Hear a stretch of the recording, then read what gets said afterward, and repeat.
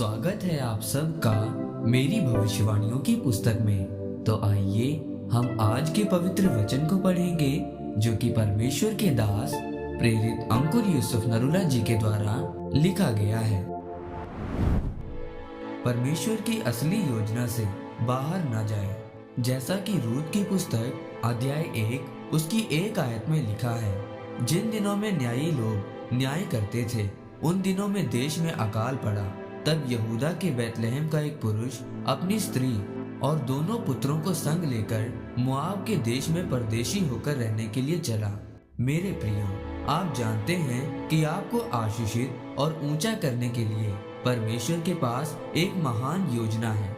लेकिन जब आप परमेश्वर की उस महान योजना से बाहर आते हैं या दूर हो जाते हैं तो फिर परमेश्वर आपके जीवन में काम नहीं कर पाता।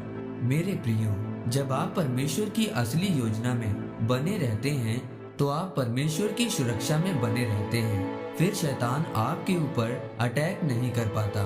अगर आप रूत की किताब में नाओमी के बारे में पढ़ें तो लिखा है कि नाओमी के लिए परमेश्वर की असली योजना ये थी कि वो यहूदा में रहे, लेकिन उसका पति उसे और अपने दोनों पुत्रों को लेकर यहूदा को छोड़कर मोआब देश में चला गया, क्योंकि यहूदा में अकाल पड़ा था और मोआब देश से परमेश्वर नफरत करता था, क्योंकि वो देश बाप और बेटी के मिलाप से पैदा हुआ था, यानी कि वो एक पाप का देश था। जब वो उस देश में गए तो वहाँ नाओमी का पति मर गया, लेकिन नाओमी को फिर भी समझ में नहीं आया कि मेरा पति इसलिए मरा क्योंकि मैं परमेश्वर की हजूरी और महान योजनाओं से दूर हुई हूँ। जब आप परमेश्वर की असली योजना से दूर होते हैं तो परमेश्वर आपको छोटे छोटे चिन्ह देता है, और जब आप उन चिन्हों को नहीं समझते तो फिर शैतान आपका और ज्यादा नुकसान करता है और फिर आपको परमेश्वर की उसी असली योजना में वापस आना ही पड़ता है। नाओमी के साथ भी ऐसा ही हुआ। जब उसका पति मरा तो उसको वापस आ जाना चाहिए था, लेकिन वो फिर भी उसी देश में रही और इसीलिए शैतान ने उस पर और ज्यादा अटैक किया और उसके दोनों पुत्र भी उसी देश में मर गए। जब उसका सब कुछ खत्म हो गया तब उसे अपने देश यहूदा में यानी परमेश्वर की असली योजना में वापस आना ही पड़ा। मेरे प्रियो, आज लोगों को पता नहीं है कि उनके जीवन में परमेश्वर की कितनी बड़ी योजनाएं हैं। वो पाप के कारण, व्यभिचार के कारण और दुनियावी लोगों के कारण उस योजना को समझ नहीं पाते और इसीलिए वो परमेश्वर से अपनी आशीषों को नहीं ले पाते।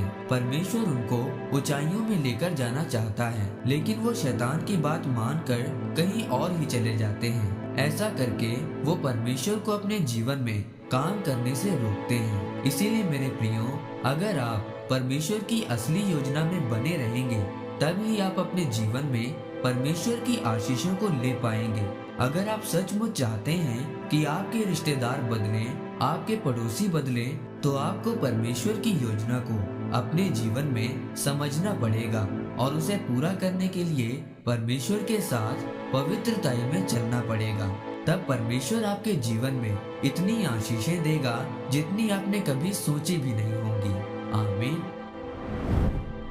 आइए परमेश्वर के दास के द्वारा लिखे गए इस अंगीकार को आप मेरे साथ एक मन होकर करें। सर्वशक्तिमान परमेश्वर, मैं इस वचन के लिए आपका धन्यवाद करता हूँ। पिता, मैं अंगीकार करता हूँ कि मैं आपकी योजनाओं को समझूंगा और उनके अनुसार चलकर आपकी महिमा का कारण बनूंगा।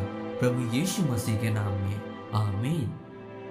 परमेश्वर आप सबको आज के वचन के ऊपर मनन करने के द्वारा आशीषित करें। आमीन।